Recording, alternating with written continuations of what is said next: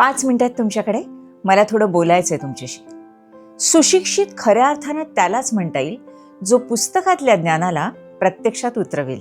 महावाक्य तत्वादिके पंचीकरणे खुणे पाविजे संत संगे विवरणे. द्वितीयेसी संकेत जो दाविजेतो तया सांडुनी चंद्रमा भाविजेतो. महावाक्य म्हणजे काय? सांगते ना, पण त्याच्या आधी मला सांग, तुला मोठेपणी कोण व्हायचंय? मला इंजिनियर व्हायचंय. मग या श्लोकाचा अर्थ आपण इंजिनिअरिंगच्या भाषेतच समजून घेऊया. अरे वा. कॉम्प्युटर इंजिनिअरिंग मध्ये कोडिंग असतं की नाही, ज्याच्यात मास्टर की किंवा कोर अल्गोरिदम असतो, ज्याच्यावर अख्खा प्रोग्राम चालतो. अगदी बरोबर. तसंच आपल्या वेदांमध्ये आणि उपनिषदांमध्ये अतिशय महत्वाची अशी वाक्य आहेत. ती 4 वाक्य आहेत आणि त्याला महावाक्य असं म्हणतात. महा म्हणजे महान आणि वाक्य म्हणजे विधान. आणि ती वाक्य आहेत प्रज्ञान ब्रह्म, तत्वमसी, अहम ब्रह्मास्मी, अयम आत्मा ब्रह्म. पण म्हणजे काय? हे 4ही महावाक्य आहेत ना, ती एकमेकांशी जोडलेली आहेत. म्हणजे बऱ्याचदा आपल्याला काय सांगितलं जातं, तू केवढासा एक छोटासा मुलगा, एका गावात राहणारा, गाव एका शहरातलं, शहर एका राज्यातलं, राज्य एका देशातलं, देश एका जगातला आणि जग एका आकाशगंगेचा एक भाग, आणि अशा अनेक आकाशगंगा मिळून बनतं ते ब्रह्मांड. आणि एवढ्या मोठ्या ब्रह्माच्या मानानं आपण किती छोटे आहोत, क्षुद्र आहोत हे कळतं. आणि ही 4 महावाक्य काय सांगतात माहितीये? तुझ्यात, माझ्यात, प्रत्येकात, म्हणजे फक्त सजीवांमध्ये नाही, निर्जीवांमध्ये सुद्धा जी चेतना आहे, ऊर्जा आहे, कमी अधिक प्रमाणात किंवा वेगळ्या वेगळ्या स्वरूपात, ती या ब्रह्मांडाचाच एक भाग आहे. जी ब्रह्मांडात ऊर्जा आहे तीच आपल्यामध्ये. म्हणजेच काय, तर आपल्यामध्ये ब्रह्म आहे आणि आपण ब्रह्मांडाचा एक भाग आहोत. हे सत्य सांगणारी ही 4 महावाक्य आहेत. किती छान आहे हे. म्हणजे काय होतं ना, आपण स्वतःला आपल्या शरीरापुरतं मर्यादित समजत राहतो आणि त्यामुळे मग आपल्याला असं वाटत राहतं, आपण काय सामान्य, आपल्याला न हे जमणार नाही, ते जमणार नाही. पण तसं नाहीच आहे मुळी. म्हणजे कसं आहे की समुद्राची लाट असते, आपल्याला लांबून बघताना हे कळत असतं ना की ती समुद्राची जी लाट आहे ती समुद्राचाच एक भाग आहे. पण त्या लाटेला जर असं वाटायला लागलं, मी काय एवढीशी एक लाट, समुद्रापेक्षा मी वेगळी आहे, तर आपण तिला काय म्हणू, वेडीच आहेस तू. अगं, तू समुद्राचाच एक भाग आहेस. तीच गोष्ट आपल्याला सुद्धा लागू आहे. आपण या ब्रह्मांडाचा एक भाग आहोत. त्यामुळे ब्रह्मांडामध्ये जी शक्ती आहे ती आपल्यात सुद्धा आहे. त्यामुळे आपल्याला स्वतःला कमी लेखायची अजिबात गरज नाहीये. त्यामुळे मग निराश होण्याची गरज नाही किंवा एखादं काम मी करू शकणार नाही असंही वाटायची गरज नाही. कारण जी शक्ती ब्रह्मांडात तीच आपल्यात, असं सांगतायत ही महावाक्य. मनातल्या सगळ्या शंका दूर करणारी आणि काळजी नाहीशी करणारी एवढी मोठी गोष्ट आज मला तुमच्यामुळे कळाली. अगदी पहिल्या श्लोकाचा अर्थ सांगताना मी असं म्हणाले होते की देव सगळीकडे आहे म्हणून तो आपल्यातही आहे. पण त्याच्यामुळे आपली जबाबदारी किती वाढते ते लक्षात येते का तुझ्या? देव जर आपल्यात आहे तर देवानं कसं वागावं अशी आपण जशी अपेक्षा धरतो तशीच अपेक्षा आपण आपल्याकडनं सुद्धा ठेवायला हवी. म्हणजेच काय, तर आपल्यातला चांगुलपणा आपण संपू द्यायचं नाही, देवत्व संपू द्यायचं नाही, चांगलं वागायचं. हो हो. देवाबद्दल जसा आपण आदर व्यक्त करतो तसाच आदर आपण स्वतःचाही करायला पाहिजे. हा, म्हणजे पहिल्या श्लोकाचा अर्थ सांगताना जसं तुम्ही म्हणाल होतात की बाहेरचं खाणं आणि आपलं नुकसान करून घेणं हे चुकीचं आहे, याचीच आठवण तुम्हाला परत करून द्यायची ना? 100%. त्यामुळेच आपण इतरांची जशी काळजी घ्यायला हवी तशीच स्वतःची सुद्धा काळजी घ्यायला हवी. आणि स्वतःची काळजी म्हणजे काय, आपल्या शरीराची काळजी, मनाची काळजी, वागण्याची काळजी, व्यक्तिमत्वाची काळजी. आज आजूबाजूला कितीतरी घटना घडतायत, तू वाचत असशीलच. केतन अग्रवाल आणि सिया गोयल प्रकरण तुला माहिती असेलच. या सगळ्यामधनं आपण काय बोध घ्यायचा की आपल्यातल्या देवत्वाचा अंश म्हणजेच चांगुलपणाचा अंश जेव्हा नाहीसा होतो तेव्हा एक राक्षसी वृत्ती उफाळून येते आणि ती इतरांचा तर नाश करतेच, पण अंतिमतः आपलाही नाश होतोच. आणि म्हणून आपल्यातल्या देवाला आपण कधीही नष्ट होऊ द्यायचं नाही. म्हणजेच चांगुलपणा नेहमी कायम ठेवायचा. या श्लोकातला पुढचा शब्द आहे तत्वादिके. सृष्टीची निर्मिती ज्या 5 तत्वांमुळे झालेली आहे ती तत्व तुला माहिती असतील ना. म्हणजे पृथ्वी, आप, आप म्हणजे पाणी, तेज म्हणजे सूर्य किंवा प्रकाश, वायू म्हणजे वारा, आणि आकाश. ही जी सगळी 5 तत्व आहेत ना, ती आपल्या शरीरामध्ये म्हणजे आपल्या पिंडामध्ये, मागच्या श्लोकात मी सांगितलं होतं पिंड म्हणजे शरीर, आहेत. कशी? पृथ्वी तत्व म्हणजे काय? तर मांस, हाडं, त्वचा, शरीरातले सगळे द्रवपदार्थ म्हणजे पाणी, लाळ, रक्त म्हणजे आपतत्व म्हणजेच पाणी तत्व. तेज तत्व म्हणजे आपल्या शरीरातली उष्णता, जठराग्नी जो पचनशक्तीला मदत करतो. आपण जो श्वासोच्छ्वास करत असतो तो म्हणजे वायू तत्व. पण आपल्यातलं आकाश म्हणजे काय? अरे आकाश म्हणजे काय? निर्वात पोकळी. आपल्या शरीरामध्ये ज्या पोकळ्या आहेत त्या म्हणजे आकाश. आणि मला काय वाटतं माहितीये का, आपलं मन म्हणजे आकाश, कारण ते दिसत नाही. हे ऐकताना सुद्धा इतकं छान वाटतंय. हा, हे जे तुमचं वाटणं आहे ना ते सुद्धा अथांग आकाशासारखंच आहे आणि त्याला मोजपट्टी नाही. म्हणजे आपण असं नाही ना म्हणू शकत की मला 18 किलो आनंद झाला किंवा 15,000 मिलीलिटर मला वेदना झाल्या, हो ना. आता पंचकर्णे म्हणजे काय? अरे पंचकर्णे म्हणजे 5ही तत्वांचं एकत्रीकरण. जे ब्रह्मांडात आहे तेच आपल्यात आहे. आपण आत्ताच बघितलं ना. मग आता हे विश्वची माझे घर असं आपण का म्हणायचं? कारण हे विश्वच आपल्यामध्ये आहे. म्हणजे असं आपल्याला वाटत असतं आपण दुसऱ्यांशी भांडतोय, तेव्हा आपण दुसऱ्यांशी नसतो भांडत, आपण आपल्याशीच भांडत असतो. कारण ते भांडण करत असताना जो राग, जो द्वेष, जो मत्सर आपल्यामध्ये निर्माण होतो तो आपल्या आतमध्ये असतो. जगावर प्रेम करा म्हणजेच स्वतःवर प्रेम करा. म्हणूनच कुणाशीही भांडू नये हा नियम जसा माणसांसाठी लागू आहे ना, तसाच तो देशांसाठी सुद्धा लागू आहे.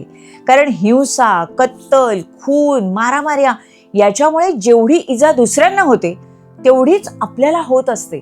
विज्ञानाचा सुद्धा नियम आहे ना, जेव्हा आपण एखाद्याला मारतो तेव्हा आपल्या हाताला सुद्धा तेवढाच त्रास होतो. वाव, खूपच छान समजलं बरं का मला. अरे आजचं हे इंटरनेट जे आहे ते सुद्धा आधुनिक स्वरूपाचं आकाश तत्वच आहे. कारण संतांनी हेच सांगितलं ना की आकाश हे सर्वव्यापी आहे आणि त्याच्यामध्ये ध्वनी लहरी आहेत, शब्द लहरी आहेत. त्या सगळ्या लहरींनी आपण सुद्धा एकमेकांशी जोडलेलो आहोत ना. आपण आता एकमेकांशी कसं बोलतोय, तू एका ठिकाणी आहेस, मी एका ठिकाणी आहे, पण तरीही आपण एकमेकांशी संवाद साधू शकतोय. त्याच्यासाठी आपण डेटा वापरतोय आणि हा डेटा कुठून जातोय? आहे की नाही हे आकाश तत्व आजच्या आधुनिक काळातलं. आणि हे एकदा आपल्याला कळलं ना की मग आपण फक्त या 6 फुटी 5 फुटी म्हणजे जेवढी आपली उंची असेल त्यानुसार तेवढेच मर्यादित नाही हे आपल्याला कळायला लागतं. आणि मग संतांच्या महावाक्याचा अर्थ आपल्याला समजायला लागतो. अगदी खरं आहे तुमचं म्हणणं. आणि सर्वात महत्त्वाचं आजच्या काळामध्ये मानसिक नैराश्य, बर्नआउट किंवा स्ट्रेस ह्याचं प्रमाण इतकं वाढलंय की माणसं आत्महत्येपर्यंत मजल गाठतात. मध्यंतरी तू बातमी वाचली असशील, एका मुख्याध्यापकाने, म्हणजे तो शिक्षक आहे जो इतरांना काहीतरी चांगलं शिकवतो, त्यांनी स्वतःलाही संपवलं आणि आपल्या बायकोलाही आणि मुलालाही विष देऊन मारून टाकलं. ह्याच्यामधनं हे आपल्याला कळतं की माणसं ना स्वतःला फक्त आपल्या शरीरापुरतं मर्यादित समजतात, जे तसं मुळात नाहीच आहे. नोकरी, बँक बॅलन्स याला इतकं महत्त्व दिलं जातं आणि आपल्या गरजा आपण इतक्या विचित्र वाढवलेल्या आहेत की त्या गरजा पूर्ण करण्यासाठी म्हणून आपण ज्या पद्धतीने धावत असतो, ज्या पद्धतीनं ताण घेत असतो, तो ताण घेऊ नये आणि खुल्या मनानं शांत चित्तानं जगावं असं रामदास स्वामींनी या श्लोकातनं सुचवलंय, ज्याच्यात त्यांनी महावाक्य, तत्वादिके, पंचकर्णे याचा खास उल्लेख केलाय.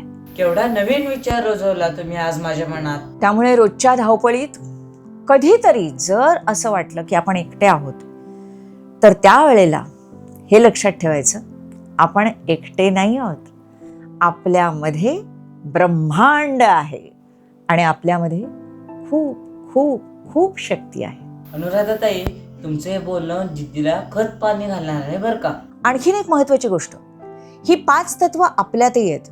त्याच्यामुळे जेव्हा या 5 तत्वांचं प्रदूषण आपण करतो, म्हणजे पाण्याचं प्रदूषण, जमिनीचं प्रदूषण, वायूचं प्रदूषण, तेव्हा हे प्रदूषण आपण आपल्यावरती ओढवून घेत असतो, हे आपण विसरता कामा नये.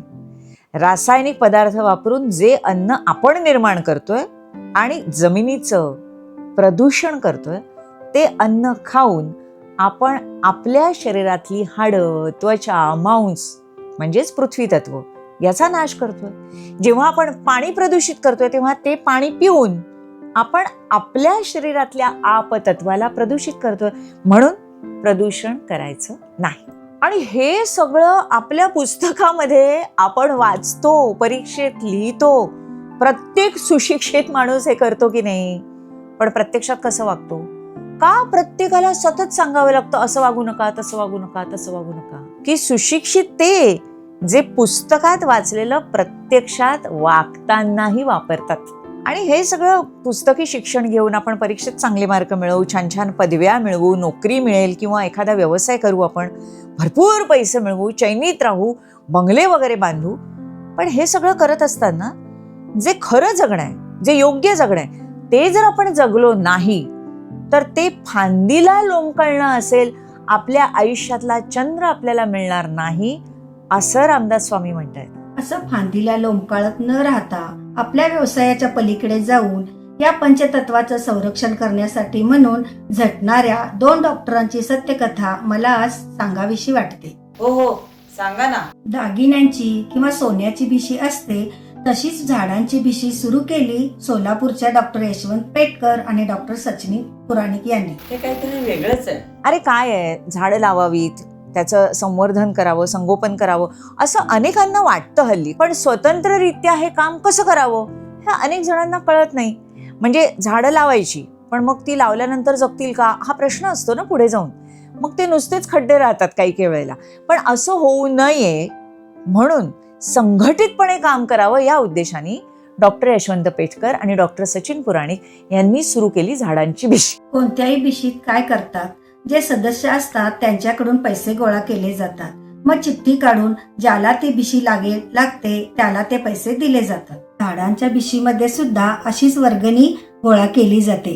ज्याच्या नावावर ती भिशी लागते त्याला ते पैसे रोपे घेण्यासाठी म्हणून दिले जातात. नुसती रोपं लावण्यासाठी नाही तर ती लावल्यानंतर त्या रोपांचं संगोपन करण्यासाठी, आवश्यक काळजी घेण्यासाठी सुद्धा हे पैसे वापरले जातात. म्हणजे ती छोटी रोपं गुरांनी खाऊ नयेत किंवा वाटेत तुडवली जाऊ नयेत म्हणून त्यांच्यासाठी संरक्षण जाळी लावावी लागते. ती जाळी लावणे, त्या झाडांना योग्य वेळी पाणी देणे, या सगळ्या गोष्टीसाठी जो खर्च येतो तो सुद्धा या भिशीतूनच केला जातो. खूपच छान कल्पना आहे ही. आता तुला कळलं का की लोकांच्या आरोग्याची काळजी घेत असतानाच पंचतत्वांच्या आरोग्याची सुद्धा काळजी या डॉक्टरांनी घेतली. आणि खऱ्या अर्थानं या श्लोकाला साजेसं असं ते वागलेले आहेत. कारण कसं आहे, AC लावून आपण फक्त स्वतःपुरता गारवा निर्माण करू शकतो, पण एक झाड जर लावलं तर ते सगळ्यांना गारवा देईल हे आपण लक्षात ठेवलं पाहिजे. ग्लोबल वॉर्मिंग याच्यावरती आपण निबंध लिहिले, छान छान बक्षिसं मिळवली, दरवर्षी त्याच्यावरती बोललं जातं. पण 45 डिग्रीचं 50 आणि 50चं जेव्हा 55 होईल ना तेव्हा माणसं निबंध लिहिण्यासाठी शिल्लक राहणार नाहीत. पैसे मिळवतील खूप माणसं, पण त्या पैशांचा उपभोग घेण्यासाठी जर पुढची पिढीच शिल्लक राहिली नाही तर उपयोग काय? या ब्रह्मांडाची, या संपूर्ण जगाची जेव्हा आपण काळजी घेतो तेव्हा आपण खरं तर आपलीच काळजी घेत असतो. हे असं सहज सांगून समजणारं नाहीये सगळ्यांना. आणि म्हणून कोणाचं तरी मार्गदर्शन घ्या, कोणाचा तरी सल्ला घ्या, कोणाचा तरी उपदेश ऐका असं रामदास स्वामींनी पुढच्या 2 ओळींमध्ये सुचवलेलं आहे. द्वितीयेसी संकेत जो दाविजेतो तया सांडुनी चंद्रमा भाविजेतो. द्वितीयची चंद्रकोर अगदी छोटीशी असते. जर ती कोणाला दाखवायची असेल तर आपण काय सांगतो, हे बघ ती फांदी, त्या फांदीच्या जरा वर पाहिलंस की तुला ती द्वितीयची चंद्रकोर दिसेल. यामुळे ती द्वितीयची चंद्रकोर पाहायला सोपे जाते. आणि म्हणूनच आपल्या आयुष्यामध्ये जेव्हा आपल्याला एखादं चांगलं ध्येय साध्य करायचं असेल तेव्हा योग्य मार्गदर्शकाचा योग्य सल्ला घ्यावा असं रामदास स्वामींनी सुचवलंय. जसं की शाळेत गेल्यावर दंगामस्ती करण्याऐवजी आपण येथे शिकण्यासाठी आलोय हे विद्यार्थ्यांना कळलं पाहिजे. आणि त्यासाठी शिक्षकांना देखील प्रयत्न करावे लागतात. हा, म्हणजे विद्यार्थ्यांना त्यांच्या आयुष्यातला चंद्र मिळावा म्हणून समजावण्याची किंवा रागवण्याची, कधी कधी शिक्षेची सुद्धा फांदी शिक्षक वापरतात. मी एक शिक्षिका आहे म्हणून मी हे नक्की सांगते की रामदास स्वामी म्हणतात त्याप्रमाणे अनेकदा विद्यार्थ्यांना जाणीव करून द्यावी लागते की बाबा रे, तुला कोण व्हायचं आहे ते आधी ठरव. हा, म्हणजे आत्ताच बोलता बोलता सुरुवातीला तू म्हणाला होतास की तुला इंजिनियर व्हायचं आणि तो तुझ्या आयुष्यातला चंद्र आहे. हो हो. हा, पण इंजिनिअरिंगचा चंद्र मिळवताना जर तुला इंजिनिअरिंगचा अभ्यास करताना कधी कंटाळा आला तर तुला हे लक्षात ठेवायला हवं की हा अभ्यास म्हणजे इंजिनिअरिंगचा चंद्र मिळवण्याची फांदी आहे. आणि एवढ्यावरच नुसतं थांबून चालणार नाही. इंजिनियर झाल्यानंतर तू जेव्हा समाज हिताचं एखादं असं काम करशील की ज्यामुळे तुझ्या अभ्यासाचा संपूर्ण जगाला उपयोग होईल, तेव्हा तुला तुझ्या आयुष्यातला खऱ्या अर्थाने चंद्र मिळाला असं म्हणता येईल ना. अरे वा, हे ऐकायला तर खूप छान वाटतंय, पण मला याच्या संदर्भातलं एखादं उदाहरण हे तुमच्याकडनं ऐकायला आवडेल. तुला इंजिनियर व्हायचंय ना, त्याच्यामुळे भारतरत्न सर एम विश्वेश्वरय्या यांचं नाव तर तू ऐकलं असशीलच ना. इंजिनियर्स डे त्यांच्याच जन्मदिवशी असतो ना. एम विश्वेश्वरय्या यांनी 1903 मध्ये दुष्काळ मुक्ती आणि पाणी बचतीचा चंद्र शोधला. कसा? स्वयंचलित दरवाजे धरणांना लावून. त्याचं एक अद्भुत डिझाईन त्यांनी तयार केलं त्या काळामध्ये. पाण्याचा दाब वाढला की ते दरवाजे आपोआप उघडायचे आणि पाण्याचा दाब कमी झाला की ते दरवाजे बंद व्हायचे. त्यामुळे पूर येणं बंद झालं आणि आवश्यक तेवढं पाणी साठायला सुद्धा लागलं. इतकंच नाही तर एकदा ते रेल्वेने प्रवास करत होते आणि त्यावेळेला रुळावरून जाणाऱ्या गाडीच्या आवाजाची गती आणि लय याचं त्यांनी मोजमाप केलं आणि त्याच्यावरनं त्यांच्या असं लक्षात आलं की पुढे रूळ तुटलेला आहे. आणि त्यावेळेला त्यांनी साखळी ओढली, गाडी थांबवली आणि हजारो प्रवाशांचे त्याच्यामुळे प्राण वाचले. कमाल आहे. आता मला कळालं की गणिताची सूत्र फक्त कागदावर सोडवण्याची गोष्ट नाहीये. अगदी बरोबर बोललास. गुगल मॅप बनवणारे काय किंवा पुन्हा वापरता येणारे रॉकेट बनवणारे काय, फिजिक्सच्या सूत्रांची फांदी वापरून संपूर्ण समाज हिताचाच चंद्र शोधतात ना. मनातल्या सगळ्या शंका दूर करणारी आणि काळजी नाहीशी करणारी एवढी मोठी गोष्ट मला आज कळाली. आता कळला ना या श्लोकाचा अर्थ. आपण फक्त आपल्यापुरता विचार न करता समाज हिताचा विचार करायचा आणि समाजहित जेव्हा होतं तेव्हा आपलं हित त्यात असतंच, कारण आपण समाजाचा एक भाग आहोतच. हे या श्लोकातनं आपल्याला शिकायला मिळालंय. अनुराधाताई, तुम्ही मनाच्या श्लोकाचा इतका खोलवर विचार करता आहात आणि जगातल्या सगळ्या अनोळखी मुलांशी, पालकांशी त्याच्याबद्दल बोलता आहात. हे सगळं बोलणं सगळ्यांच्या पर्यंत पोहोचावं म्हणून त्याचे व्हिडिओ सुद्धा तुम्ही करत आहात. खरंच हे काम खूप मोठं आहे. केवळ परीक्षा आणि त्याच्यातून मिळणारे गुण हे महत्वाचे नसतात, तर ती एक फांदी असते. आपल्या जगण्याचा चंद्र आपणच ओळखायला हवा आणि त्याप्रमाणे वागायला हवे. अनुराधाताई, तुमच्याशी गप्पा मारताना खूप विशेषत्वानं मला हे जाणवलं. आपल्यामध्ये जग बदलण्याची किंवा जगामध्ये चांगले विचार, चांगल्या गोष्टी रुजवण्याची ताकद आहे. हे सगळ्यांच्या मनावर बिंबवण्याचा अनुराधाताई तुम्ही जो प्रयत्न करताय ना, तो एक मी शिक्षिका म्हणून मला फार कौतुकास्पद वाटतो. मनाच्या श्लोकाचे अर्थ सांगणारे तुमचे व्हिडिओज म्हणूनच घराघरात पोचले पाहिजेत, शाळांमध्ये त्याचा प्रसार झाला पाहिजे असं मला आवर्जून वाटतं. खरंच सांगते अनुराधाताई, तुमचे सगळेच व्हिडिओज सगळ्या पालकांनी, शिक्षकांनी, मुलांनी सुद्धा रोज एक याप्रमाणे पाहिले पाहिजेत. त्याच्यामुळे त्यांच्या मनावर खूप चांगले संस्कार होतात. आणि याच्यासाठीच एक सोपी गोष्ट आहे, ते म्हणजे तुमचं चॅनेल सबस्क्राईब करायचं. आणि त्याच्यामुळेच हे व्हिडिओज बघणं सोपं होतं आणि सगळ्यांना चांगली सवय सुद्धा लागू शकते. हे ब्रह्मांड म्हणजेच आपण आहोत आणि आपल्यामध्ये ब्रह्मांड आहे हे आपल्याला या श्लोकातनं कळलंय. आणि हाच विचार आपण सगळ्यांपर्यंत पोहोचवणार आहोत. अर्थातच मी व्हिडिओ बनवण्याचं काम करते, त्याच्या प्रसाराचं आणि प्रचाराचं काम तुमच्या साथीशिवाय मी करू शकणार नाहीये हे मला माहिती आहे. म्हणूनच दरवेळी करते तशीच विनंती याही वेळी करते की चॅनेल सबस्क्राईब करा, बेल आयकॉन प्रेस करा. त्यामुळे सगळे व्हिडिओ सहजतेनं कितीही वेळा आणि विनामूल्य बघता येतील. हे मी वारंवार एवढ्यासाठीच सांगते, कारण वाईट गोष्टी आपोआप पसरतात आणि चांगल्या गोष्टींचा प्रसार जाणीवपूर्वक करावा लागतो हे मला माहिती आहे. तेच तुम्हालाही माहिती असणारच आहे. आणि म्हणूनच तुम्ही या व्हिडिओचा अधिकाधिक प्रसार करणार आहात याच्याबद्दल मला खात्री आहे. कारण मी म्हणते तसंच तुम्हालाही वाटतच असणार आहे. इतना तो हम कर ही सकते हैं. जय जय रघुवीर समर्थ.